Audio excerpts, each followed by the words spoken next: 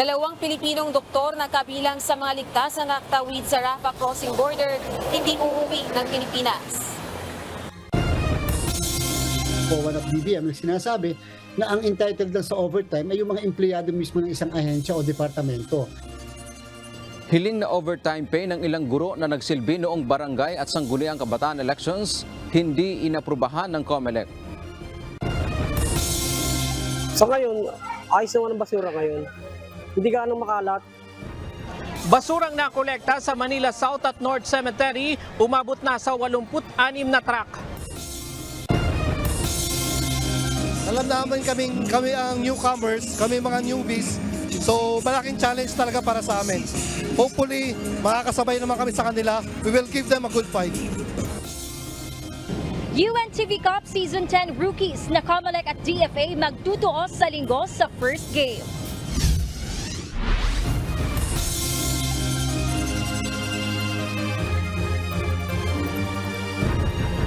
Magandang hapon Pilipinas at sa buong mundo.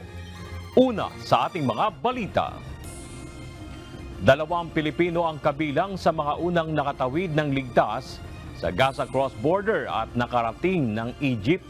Ngunit sa kabila ng dinanas sa Israel, hindi pa rin umano uuwi sa Pilipinas ang mga ito. Samantala, ligtas naman sa Israeli airstrikes sa Jabalia Refugee Camp ang 9 na Pinoy na nasa Gaza City. Ito ang balita ni Rosalie Cos. Mahigit sa 400 tao ang nakalabas na ng Gaza matapos buksan ang Rafah crossing patungong Egypt sa kauna-unahang pagkakataon para sa mga sibilyan. Ito ay matapos ang halos isang buwang gyera sa pagitan ng Israeli forces at Hamas militant group. 335 foreign passport holders at 76 na sugatang Gazans ang nakatawid ng border ayon sa Palestinian officials. Kinumpirma ng Department of Foreign Affairs na 2 Filipino doctors na kabilang sa Humanitarian Aid Doctors Without Border ang kasama sa mga ligtas na nakatawid. Kasalukuyan din silang nasa Arish at magtutungo sa Cairo, Egypt. Patuloy na nakikipag-ugnayan ng Philippine government sa kanila na tinukoy na sina Dr. Darwin de la Cruz at Dr. Regidor Esguera. Kita naman sa larawan na nasa maayos ang kalagayan ng dalawa. Sa kabila ng dinanas at pinagdaanan, hindi sila uuwi ng Pilipinas at madedeploy lang sa ibang lugar. Gayunman ang iba, nais manatili dahil sa kanilang pamilyang nasa Gaza. Samantala, nakausap na rin ang pamahalaan ng nasa 134 na mga Pinoy sa Gaza. 115 sa kanila humiling na ng repatriation mula sa pamahalaan. Ligtas naman ang lahat ng 9 na Pilipinong nasa Gaza City kasunod ng Israeli airstrikes na tumama sa Jabalia Refugee Camp kung saan 47 tao ang nasawi kabilang ang isang Hamas commander. Kinumpirma ito ni Foreign Affairs Undersecretary Eduardo de Vega. Rosalie Cos, UNTV News and Rescue. Diyos ang aming sandigan, serbisyo publiko ang aming pinahahalagahan. Nakatakdang dumating ngayong linggo ang labi ng 2 pang Pilipino na nasawi sa pag-atake ng Hamas sa Israel. Ayon sa Overseas Workers Welfare Administration, inaasahang bukas ang bangkay ni Angeline Aguirre. Si Aguirre ang Pilipina nurse na piniling manatili kasama ng kanyang pasyente nang lusubin ng mga armadong lalaki ang kanilang tinutuluyang bomb shelter. Samantala sa linggo naman, November 5, darating ang labi ni Grace Prodigo Cabrera. Nakatakda ring dumating sa Pilipinas bukas ang 6 na Pilipinong humiling ng repatriation mula sa Lebanon ayon kay Foreign Affairs Undersecretary Eduardo de Vega. Sa gitna ito ng kaguluhang sumiklab sa pagitan ng Hezbollah militants at Israeli troops kasunod ng Israel-Hamas conflict. Sa November 6 naman, araw ng Lunes, inaasahan ding babalik sa bansa ang pang-5 batch ng Filipino repatriates galing Israel. Kinabibilangan ito ng 45 Pilipino. Batay sa ulat ng Department of Migrant Workers o DMW, as of November 1, 2023, nasa 123 na ang kabuang bilang ng repatriates mula Israel, kabilang ang 4 na sanggol. Hindi mapagbibigyan ng Commission on Elections o COMELEC ang hiling ng ilang guro na mabigyan ng overtime pay. Sila yung mga lumagpas sa takdang oras ang naging duty sa katatapos na barangay at sangguniang kabataan elections o BSKE. Samantala, kasama naman sa iimbestigahan ng COMELEC ang biglaang pag-atras ng ilang mga pulis na naatasang magsilbi bilang electoral board sa halalan sa Bangsamoro Region. Ito ang balita ni Dante Amento. Na-encounter na natin yung scenario na yan, and therefore ako mismo as commissioner at that time gusto ko talaga i-push yung overtime para sa mga guro. Mismong si Commission on Elections o COMELEC Chairman George Erwin Garcia ang nagsabi na kung siya ang masusunod, gusto niyang bigyan ng overtime pay ang mga guro na nagsilbi noong nakaraang halalan. Katunayan, isinusulong na niya noong nakaraang 2022 national and local elections. Ngunit paliwanag ni Chairman Garcia, wala silang sapat na pondo para rito. May joint circular din ang Commission on Audit o COA at Department of Budget and Management na ang pwede lang bigyan ng overtime pay ay ang empleyado ng isang ahensya. COA at DBM sinasabi na ang entitled lang sa overtime ay yung mga empleyado mismo ng isang ahensya o departamento. At dahil nga yung mga DepEd personnel ng ating mga guro ay hindi kasi mga empleyado ng Commission on Elections, so hindi po namin sila pwede mabigyan ng overtime pay. Hindi naman ipinagsawalang bahala ng komisyon ang pagod at sakripisyo ng mga guro. Kaya ang ginawa na lang nila mula sa 5,000 piso hanggang 6,000 pisong honoraria sa mga nakaraang eleksyon, ginawa na nila itong 9,000 pesos at 10,000 pesos depende kung ano ang posisyon sa electoral board. Ang mga nagsilbi naman sa special projects ng COMELEC tulad ng early voting at ng plebisito sa Bulacan ay may dagdag silang tig 2,000 piso. Aabot sa halos 7 bilyong piso ang budget para rito. Target ng COMELEC na matapos bukas ang pamamahagi ng honoraria sa mahigit 600,000 nagsilbi noong BSKE. Yung ibang rehiyon kasi kaya hindi makapagbigay kaagad, kaya maliit pa dahil walang bangko. So hopefully ang bangko ay by tomorrow. So lalo doon sa mga region nila, sarado yung ilang bangko doon, hindi ma-withdraw yung mismong pera. Samantala, hindi katanggap-tanggap sa COMELEC na may ilang kawani ng Philippine National Police ang bigla na lang umatras bilang electoral board members noong Lunes sa Bangsamoro Region. Paliwanag ni Garcia, bukod sa dumaan ang mga ito sa training bilang kasapi ng PNP, hindi maaring idahilan na sila ay natatakot. Iimbestigahan ng COMELEC ang dahilan ng pag-atras ng mga ito. Di po ba kahit naman po sa ordinaryo nating mga kababayan, hindi katanggap-tanggap yung uniformado, tatakutin?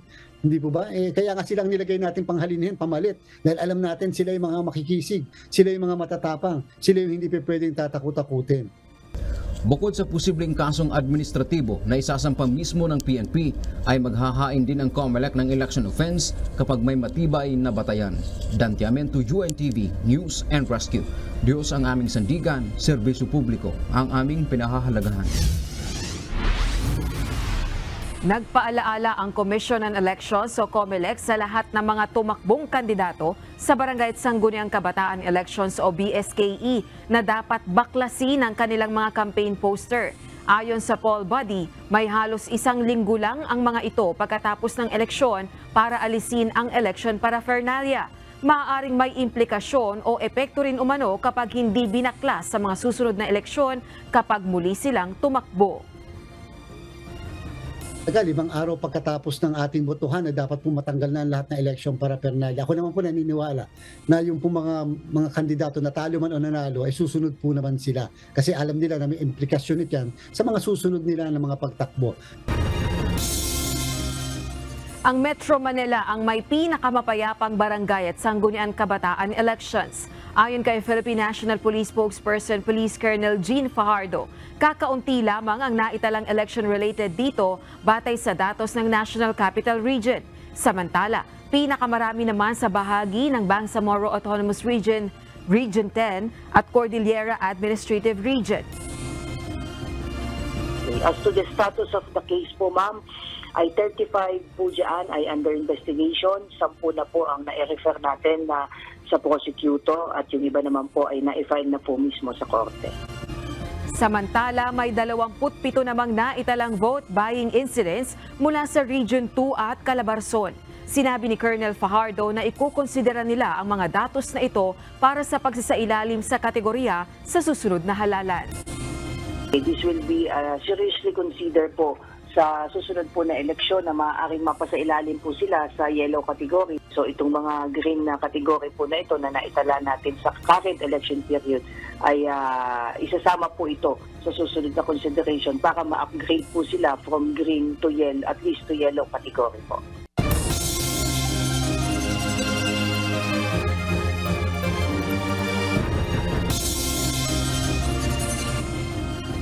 Umabot na sa toneladang basura ang nakolekta sa Manila South at North Cemetery mula pa noong October 28. At bagamat kakaunti na lang ang nagpunta dito ngayong araw, tinatayang marami pang makukuhang basura. Mula sa Manila North Cemetery, ito ang balita ni Ryan Lacanlale, live. Ryan, gaano na ba karami ang nahakot na basura dyan? So sa tala ng local government unit ng Manila, mula lamang sa October 28 hanggang November 1, umabot sa 50 metric o truckload ang nahakot nila dito sa Manila North Cemetery. Katumbas siya ng 134 metric tons. Sa Manila South Cemetery naman, umabot ng 36 truckload o katumbas ng 95 metric tonelada. Sa kabuuan ay umabot siya ng 299 metric tons sa loob ng 5 araw sa dalawang malaking sementeryo. Nalagpasan na nito ang nahakot na basura noong nakaraang taon na 148 metric tons. Pero kung ang tatanungin ang mga miyembro ng Department of Public Service ng Manila, mas maayos daw ngayong taon, disiplinado ang mga taong nagtungo sa sementeryo. Sa dati. Kasi wala gaanong basura, hindi kagaya ng dati nung maraming nagtitinda, sobrang dami po ng basura. Tsaka ngayon nadisiplina po yung mga tao. Hindi na sila nagtatapon sila ng basura kung saan-saan. Kung makita nila kami, nilalagay na lang dito sa plastic, sa bagis po namin. Sa ngayon, ayos naman ang basura ngayon. Hindi gaanong makalat, tsaka may mga sweeper na nakalaan para magwalis sa bawat mga kalsada, sa yung mga dadaanan ng tao, importante. Tapos yung mga kalat naman ng mga bahay-bahay, sinasabay na rin namin na ilabas para hindi makadagdag kalat sa kalsada. Malaking bagay din daw na tinanggal ang mga ambulant vendor kaya walang masyadong kalat sa paligid. Kung dati inaabot sila ng 4 na araw hanggang 1 linggo sa paglilinis ng sementeryo, ngayon kaya na nilang linisin sa loob lamang ng maghapon. Kaya mas maganda ngayon kasi malinis siya. Hindi kagaya nung pagbalik na. Di pa kami tapos magwalis, meron na namang kalat doon. Ngayon maganda ngayon sir kasi wala ang magtitinda. Karamihan sa mga nakolektang basura ay plastic bottles, styro cup, mga bulaklak, plastic ng kandila at iba pang mga basura. Ayon sa TNT, naka-full force pa rin sila ngayong maghapon at kontento sila sa naging resulta ng ilang araw nilang pagbabantay sa mga sementeryo at irerekomenda rin nila ang ganitong sistema sa susunod na taon. So far, wala naman, pero patuloy pa rin nagmamatsyag at nakamonitor ang mga kapulisan natin. That's why sa loob kanina inikot namin, nakita naman natin na yung mga pulis natin nasa mga posts nila. At the same time, nandun yung first aid station natin. Kung sakali mang meron tayong kababayan na nakaramdam ng hindi maganda, nandun kaagad para sila ay ma-assistuhan.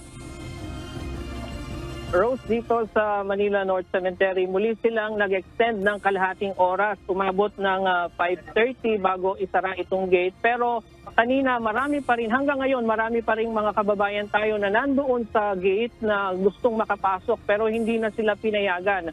Sa maghapon, inabot din ng nasa 300,000 ang tungo ngayong araw dito sa Manila North Cemetery. At yan muna ang latest live mula dito sa Maynila. Balik sa iyo, Rose.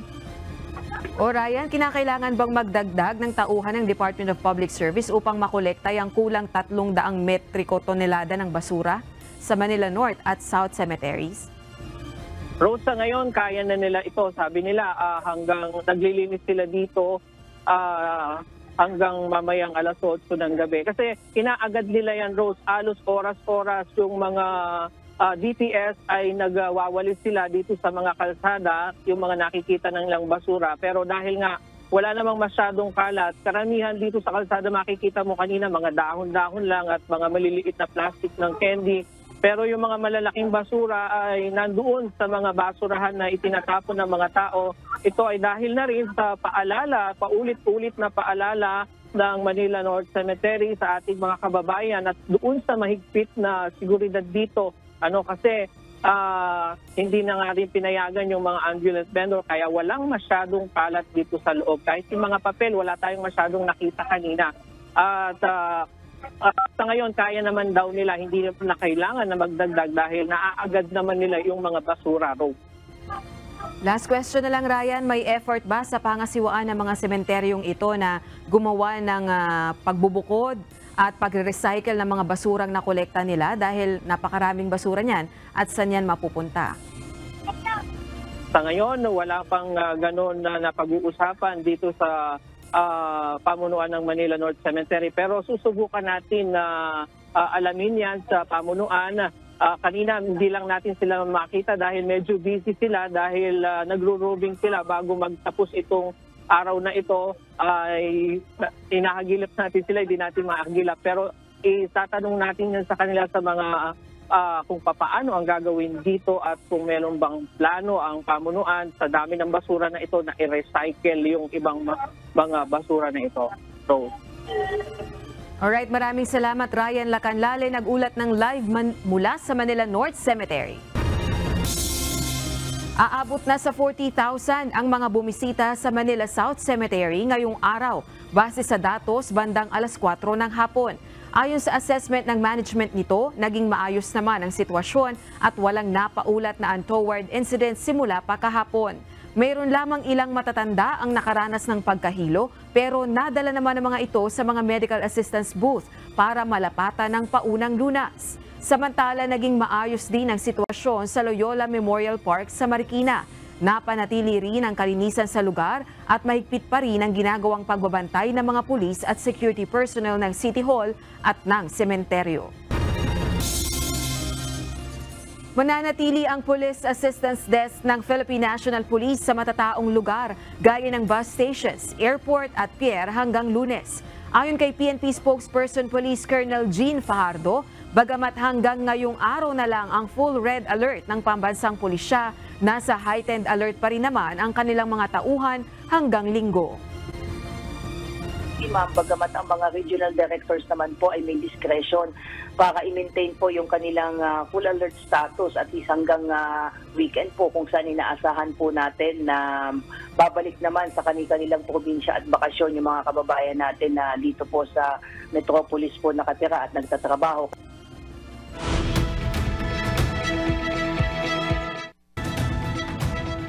Malaki ang posibilidad na magtagumpay ang spy satellite launch ng North Korea ayon sa South Korea. Inakusahan din nitong tutulungan ng Russia ang North Korea kaugnay nito. Ito ang balita ni Rejan Bolivar.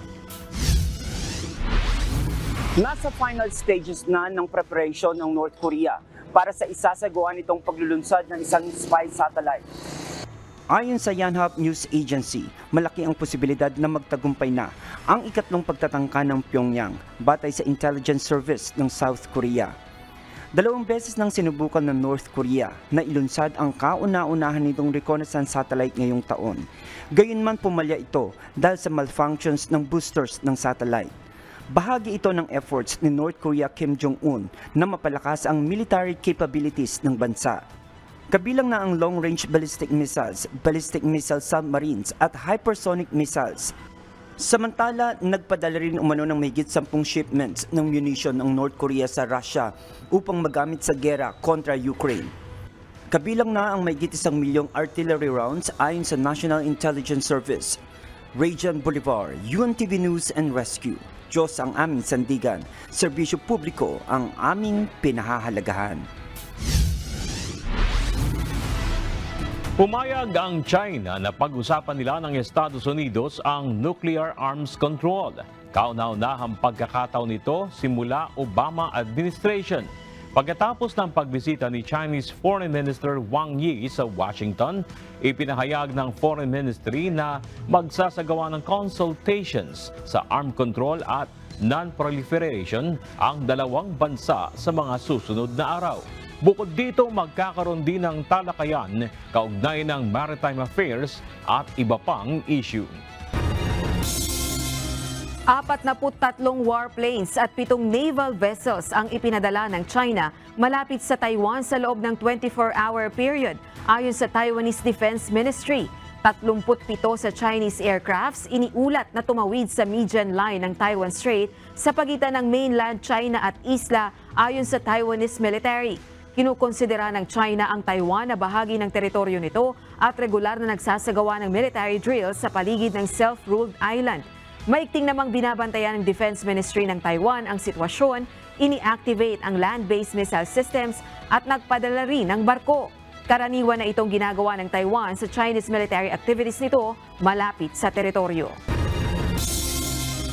Dumalo sa paglilitis ng korte bilang testigo si Donald Trump Jr. kaugnay ng New York civil fraud case na kinakaharap ng amang si Donald Trump. Dito iginiit ng nakababatang Trump na maliit lang ang role nito sa finances ng real estate company ng pamilya. Ito ang balita ni Jeffrey Cos. Tumistigo si Donald Trump Jr. sa New York civil fraud trial ng ama nitong si former President Donald Trump araw ng Miyerkules, November 1. Ipinahayag nitong hindi niya ginawa ang financial statements ng mga ari-arian ng kanyang pamilya na natukoy ng isang judge na fraudulent o madaya. Subalit sinabi rin ni Donald Jr. na nagbigay ito ng cash flow figures sa accountants ng kumpanya sa panahong namahala naman ang kapatid na si Eric Trump sa Trump Organization noong taong 2017 hanggang 2021 presidency ng kanilang ama. Itinanggi rin itong hindi ito direktang kasangkot sa paghahanda ng statements ng kalagayang pinansyal at iba pang mga ari-arian ng kumpanya. Ayon sa New York State prosecutors, falsipikado ang financial statements na ito upang makuha ang pabor ng lenders at insurers. Si Donald Trump Jr. ang unang anak ni former President Trump na nagbigay ng ebidensya sa kasong ito. Inaasahan na magpapatuloy ang testimonya nito hapon ng Huwebes, November 2 at maaaring maukat pa ang tungkulin nito sa pamahala ng mga ari-arian at deals sa paglilisensya. Nakatakda namang tumestigo sa mga darating na araw ang mga kapatid ni Donald Jr. na sina Ivanka at Eric Trump. Jeffrey Cos, UNTV News and Rescue. Diyos ang aming sandigan, serbisyo publiko ang aming pinahahalagahan.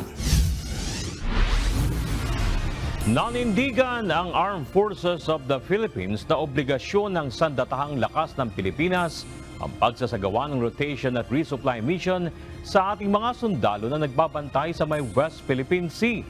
Samantala, muli namang giniit ng Department of Foreign Affairs na China ang nanghihimasok sa teritoryo ng Pilipinas at pinalalala lamang nito ang tensyon sa West Philippine Sea. Ito ang balita.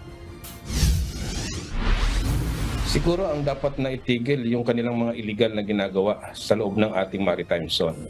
Hindi sila dapat nandyan at hindi sila dapat nang haharas ng ating mga mangingisda. So lahat ng kanilang mga ginagawa dapat nilang itigil.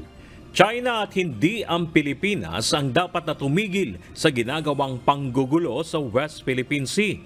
Ito ang mariing pahayag ng Armed Forces of the Philippines sa mga bagong paratang ng China sa Pilipinas, kaugnay sa umano'y panghihimasok ng ating barko sa may Baho de Masinloc o Scarborough Shoal.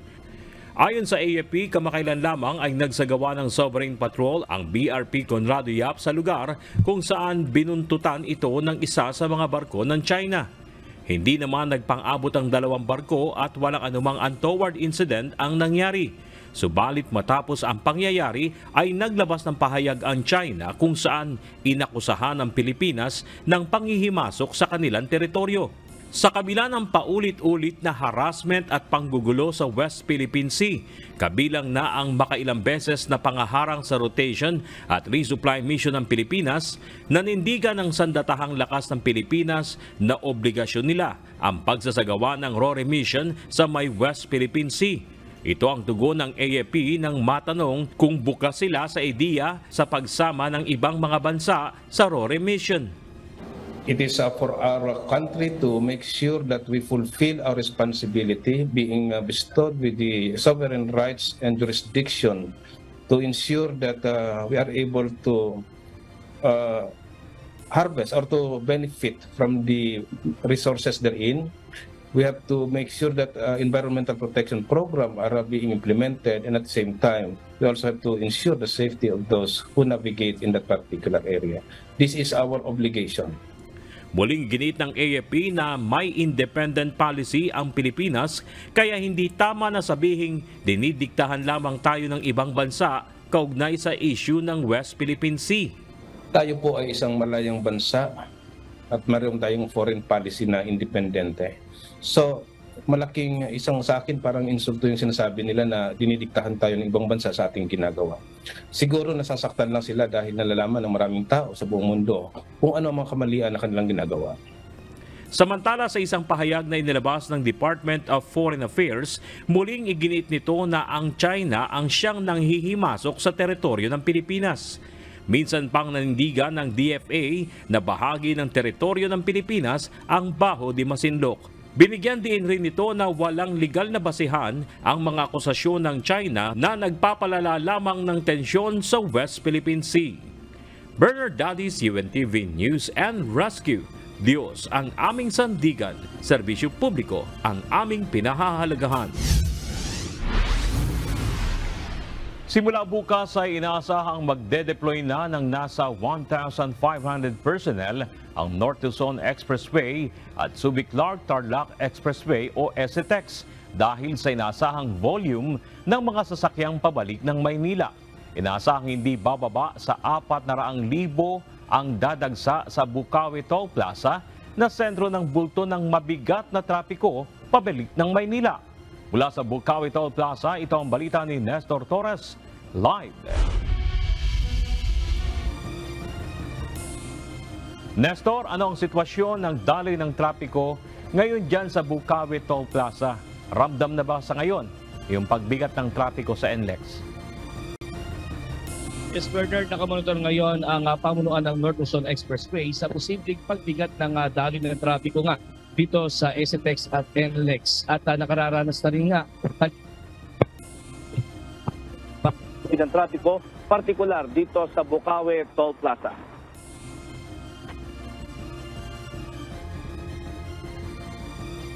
Ay marami na ang uuwi na galing sa norte pabalik ng Maynila.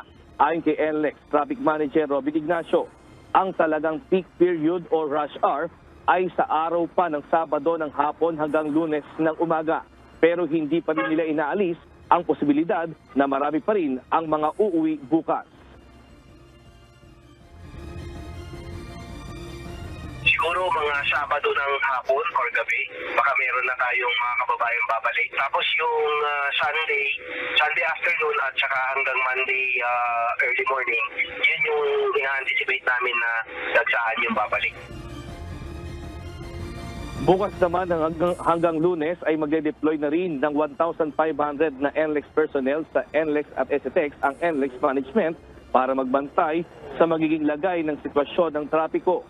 Inaasahan naman na hindi bababa sa 400,000 ang maglalakbay ng mga motorista sa expressway hanggang Lunes. 1,500 sir, yun yung average na dinideploy namin daily hanggang November 6. From toll teller, patrol crew, traffic marshal, security at saka mga incident response team. Yung total ng dalawa sir, average for that day, maaaring umabot po ng 400,000. Okay. Total ng NLEX sa SCTEX. Samantala, paalala ng NLEX management, pinaiiral pa rin sa lahat ng mga toll plaza ang dry run ng 100% RFID cashless transaction. Ibig sabihin nito, walang signage ng cash lane na makikita sa mga toll plaza. Pero sa Bukawi at Balintawak at malalaking toll plaza, naglagay sila ng lugar na 2 hanggang ng RFID lane sa gilid ng toll plaza na pwedeng magbayad ng cash, mag-install at magpa-load ng RFID. Paalala ng NLEX management, may pre-towing pa rin naman sa lahat ng mga sasakyan para lamang sa mga Class 1 vehicle sa nearest toll plaza hanggang November 2. Ito ng alas 6 ng umaga at susundan naman ng November 4 hanggang November 6 ng alas 6 ng umaga. Pagkatapos nito ay balik na sa roadworks sa NLEX at wala na ring pre-towing. May pa rin paalala ng NLEX management na magpakabit ng RFID at siguraduhin na may load palagi ito upang wag silang maantala sa biyahe. Sa ngayon nga, Bernard, Pomo ngayon ay marami na rin na pauwi na mga kababayan nating mga motorista ay nararanasan pa rin dito sa Bukawi Toll Plaza yung pag-build up ng mga sasakyan. At expected rin nga na ito ay maranasan lalo na bukas ng hapon at sa Sabado ng gabi. At inaasahan din na lagi rin mag-monitor yung ating mga kababayan doon sa mga traffic update ng malaman nila yung magiging lagay ng sitwasyon. Kung maaari, magbiyahe na ngayon at wag nang bumiyahe pa sa mga peak hour or mga rush hour sa darating na Sabado. At yan mo tinitis live mula dito sa Bukawi Toll Plaza. Balik sa iyo, Bernard. Maraming salamat, Nestor Torres, live mula sa Bukawi Toll Plaza.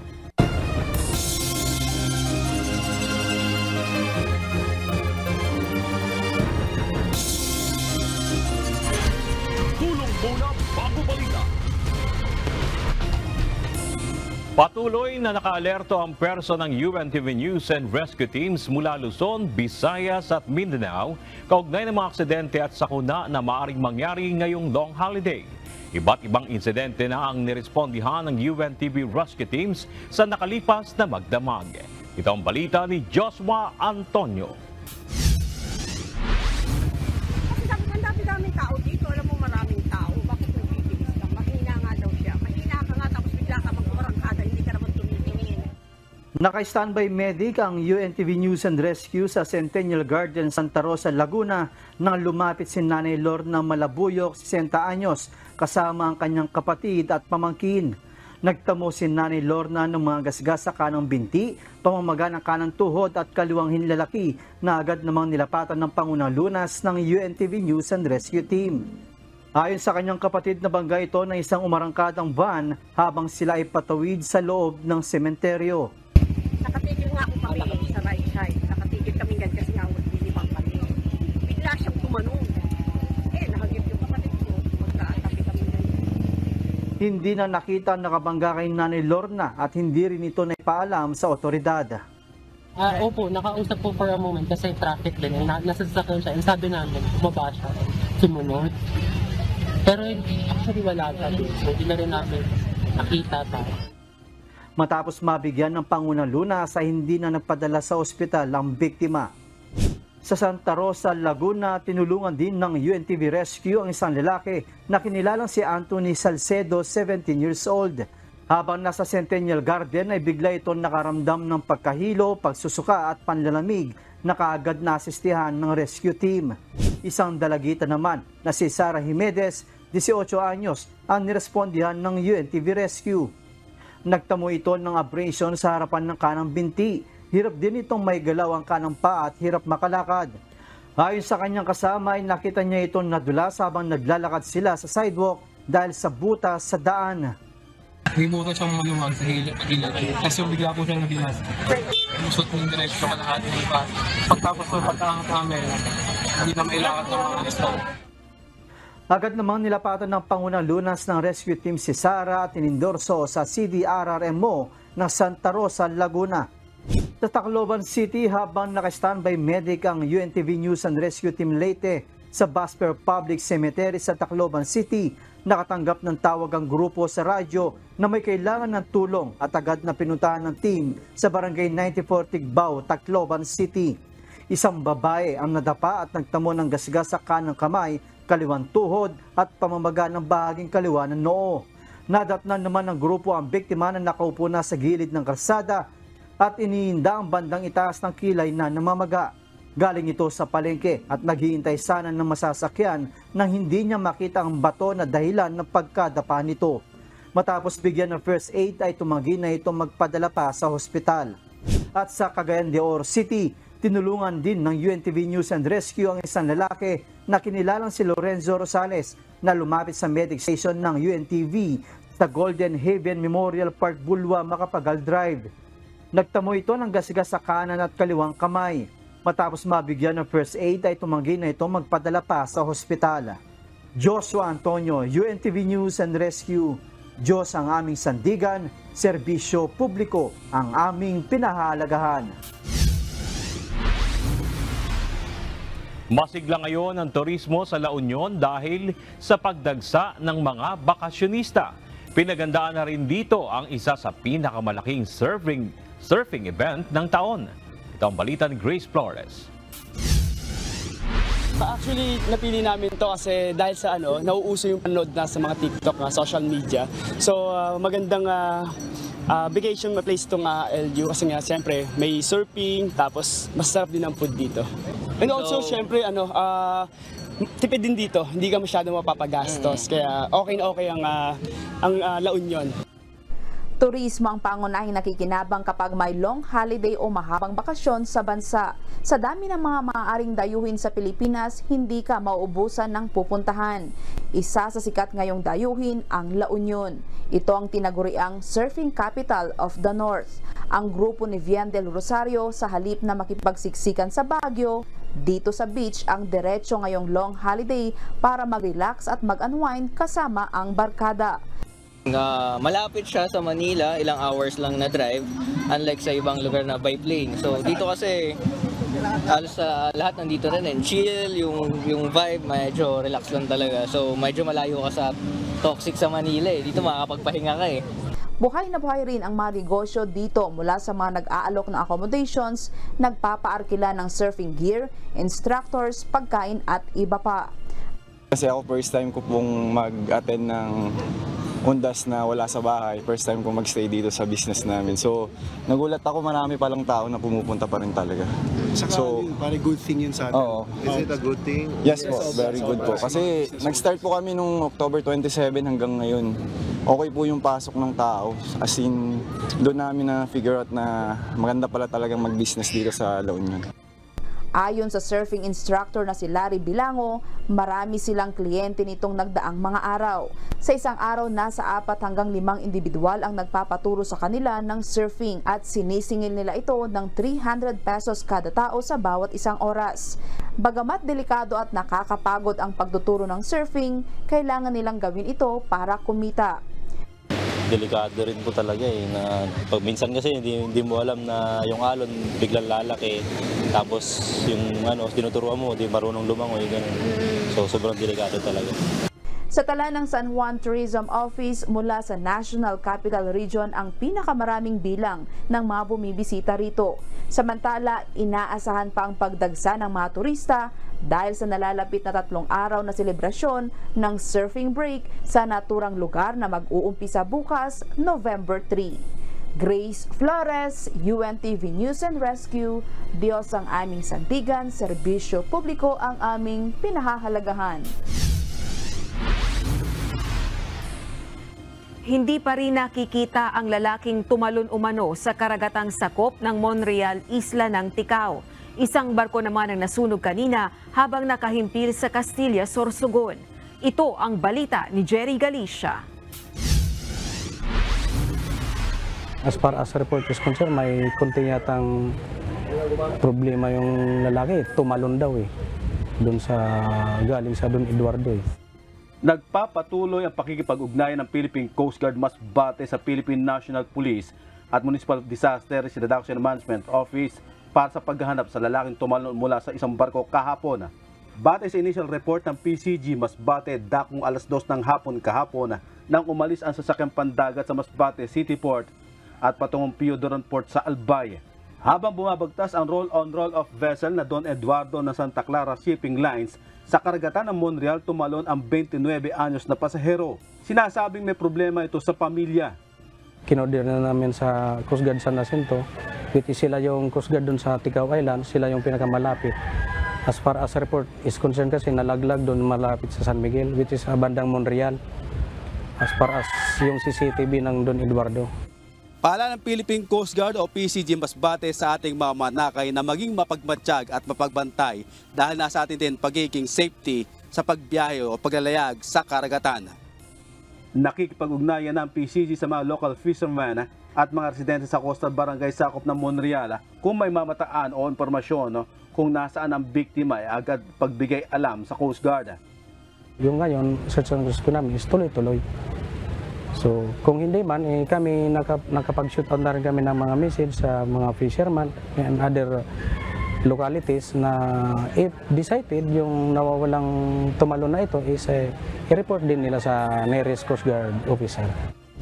Samantala, isang sasakyang dagat ang nasunog sa bayan ng Castilla, Sorsogon bandang alas 11 ng umaga kanina. Nakaangkorahe pa ang MV Ken sa vicinity water ng poblasyon ng masunog. Ang MV Ken ay cargo vessel na pagmamay-ari ng Perwin Shipping Corporation sa Camarines Sur. Nakikipag-ugnayan ang PCG sa Philippine Navy at sa Bureau of Fire Protection para sa search and rescue operations at sa firefighting operations. Patuloy pang inaalam ng PCG ang sanhi ng sunog. Jerry Galicia, UNTV, News and Rescue. Diyos ang aming sandigan, serbisyo publiko, ang aming pinahahalagahan.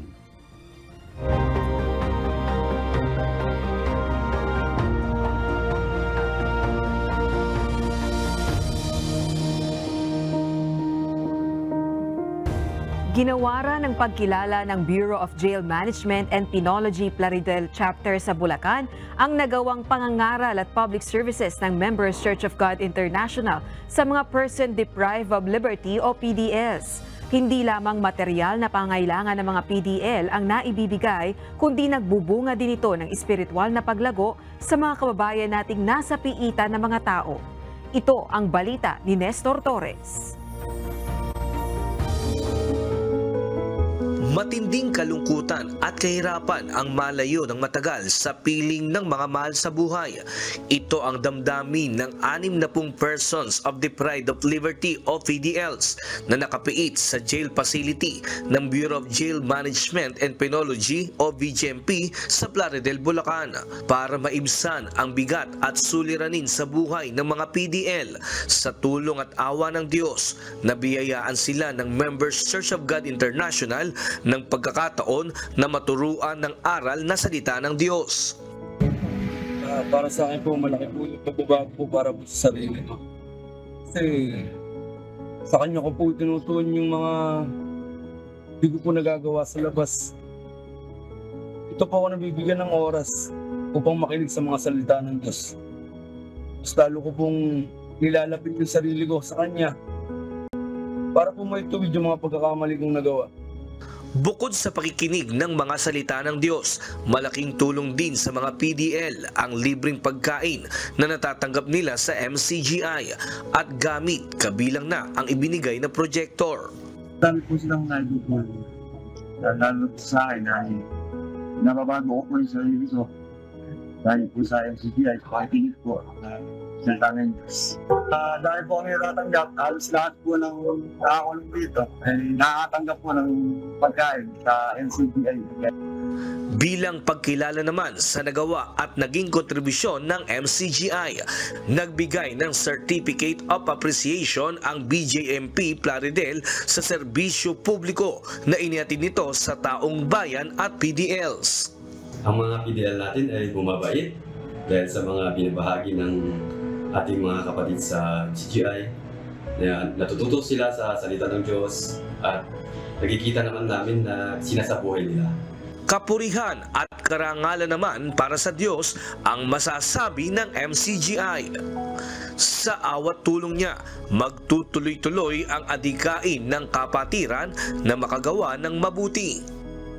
Ang MCGI lagi nagmamahalamat sa Panginoon sa pagkakaroon natin ng mga pagkakataon kaya ng ganito na makatulong sa mga programa ng ating pamahalaan, partikular dito sa BJP. Mga program ikabubuti yung mga kapwa-tao, yung mga PDLs, at yung mga hangunan dito sa masinin na ito. Tayo ay grateful na meron tayong ganito pagkakataon ng mga tuwa. Dahil naniniwala nyo ang paggawa ng mabuti ay isang obligasyon. It's not an obligation, kundi obligasyon sa ating mga kapwa-tao. Kaya tayo po ay patuloy na nakikisa dapat sa tulong ng Panginoon anumang maaaring ating magawang mamayani para sa ating mga kapwa-tao. Nestor Torres, UNTV News and Rescue. Diyos ang aming sandigan, serbisyo publiko ang aming pinahahalagahan.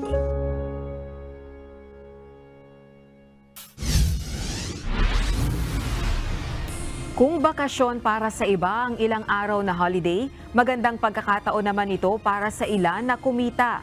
Sa Manila South Cemetery, Kanya-kanyang diskarte ang mga tindero para pagkakitaan ang dagsa ng mga tao ngayong undas. Ito ang balita ni JP Nunez. Pinakamalaki, 2,000. Oo. Anong oras niyo tinrabaho? Siguro mga 3 hours. Oo, kasi bago mo siya pinturahan, isisin mo pa, kukut-kutin mo pa. Matagal ng trabaho ni Nanay Kokoy ang maglinis ng mga puntod sa Manila South Cemetery. Kung bakasyon grande para sa iba ang undas dahil sa long holiday, pagkakataon naman ito ni Nanay Kokoy para kumayod at kumita ng pera. Lalo't patok ang ganitong hanap buhay sa tuwing pumapasok ang buwan ng Nobyembre. Marami ang umuupa kay Nanay Kokoy para maglinis ng mga puntod na kadalasang tinubuan na ng mga damo at nababalot ng makapal na lumot. Pagkatapos linisin ay pipinturahan niya ang mga ito. Isa-isang nilalapitan ni Nanay Kokoy ang mga nagpupunta sa sementeryo para alokin kung nais nilang magpalinis ng nicho at pagkakasunduan kung magkano ang ibabayad na upa. Anya mula pa kahapon ay lagpas na sa 5,000 piso ang kanyang kinita mula sa paglilinis ng nicho. Oo naman, oo. Pangdagdag talaga. Malaking bagay talaga to. Yung kinikita namin dito, malaking bagay talaga. Si Rowena Petrolia dati nang nagtitinda ng mga tinapay, soft drinks, biskwit at iba pang makakain sa loob ng sementeryo tuwing undas.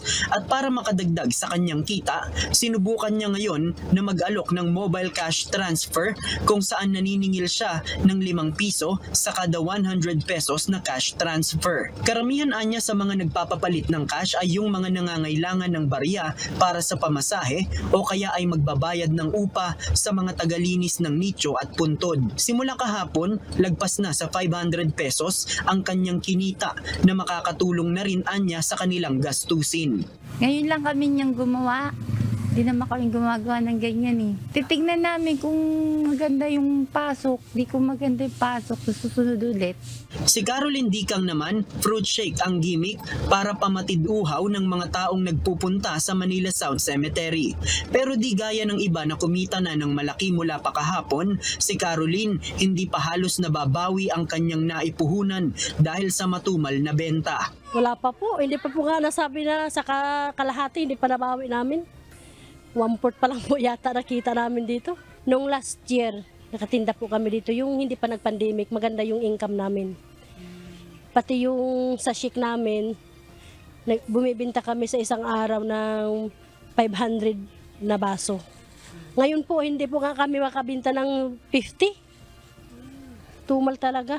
Sa loob ng sementeryo, mayroon ding iba ang naglagay naman ng mini sari-sari store para magbenta ng mga inumin at iba't ibang pagkain.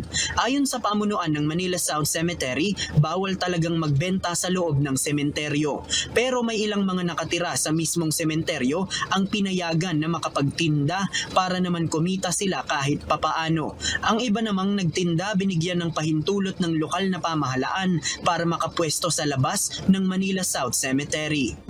Ayon naman sa direktor ng Manila South Cemetery na si Jonathan Garso, wala naman silang hinihinging bayad sa mga pinayagang magbenta sa loob ng sementeryo. Pero ang patakaran, dapat manatili lamang sila sa tabi ng daan at lilinisin rin nila ang mga basura sa kanilang paligid. Kinausap ko sila, pinayagan provided na nandyan lang sila sa mga ano. Pero yung mga malalaking mga nagtitinda talaga ng ano, dun po talaga sa labas. Kasi eto naman, sinabihan ko sila, kailangan linisin nyo lagi yung ano.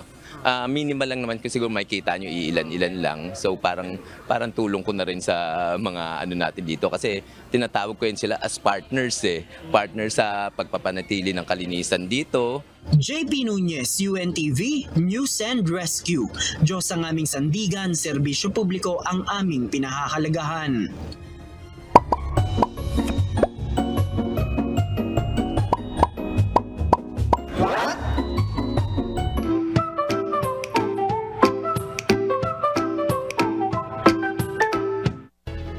Dagdag kaalaman po.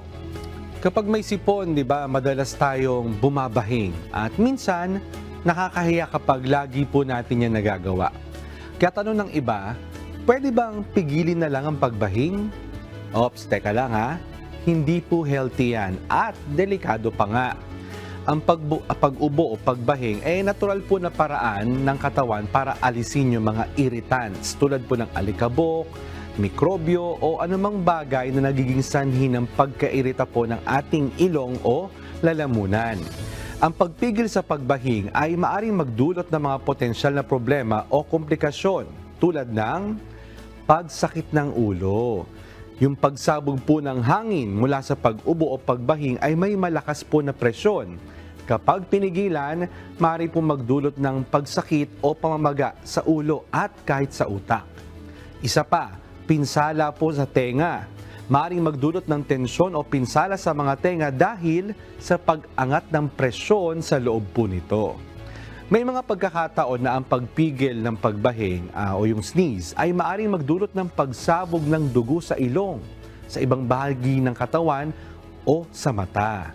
Kung kinakailangan, maaari mong ilagay ang iyong siko o kamay sa bibig at ilong mo upang mapanatili ang kalinisan kung babahing.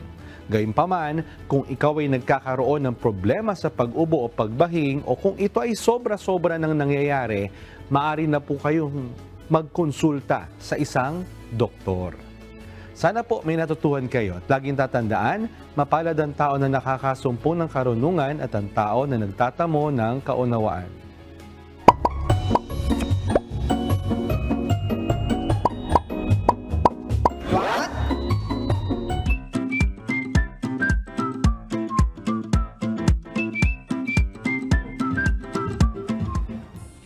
O Rosalie, narito naman ang mga mensahe ng ating mga kausi. Sabi ni Melski, kaugnay ito sa basurang nakolekta sa mga sementeryo. Nakakatuwa naman ang balita sa mga sementeryo na nababanggit na natututo na din ng mga Pilipino pagdating sa pagsalansan ng mga kalat nila. Salute Pinoy, disiplina ang kailangan.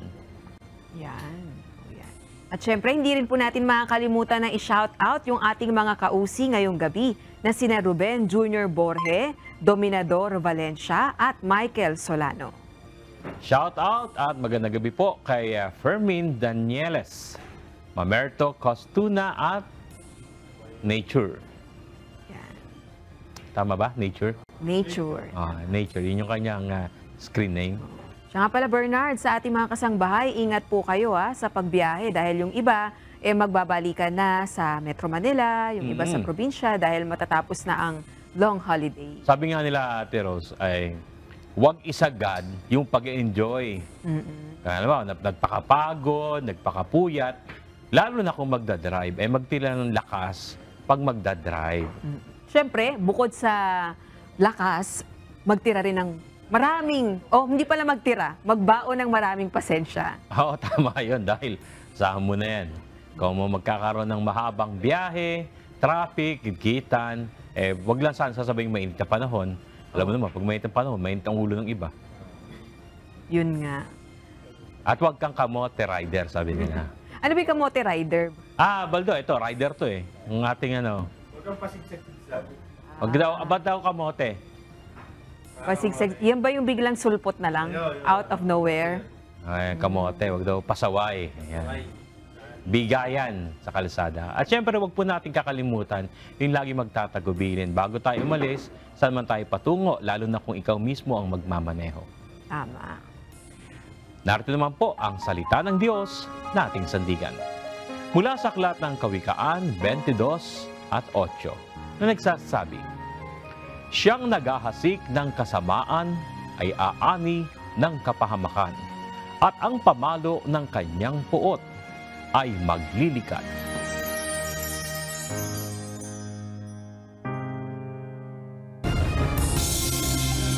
At yan ang naging kabuuan ng ating balitaan ngayong gabi. Aming inilahad ng buong katapatan kung paano namin nasaksihan.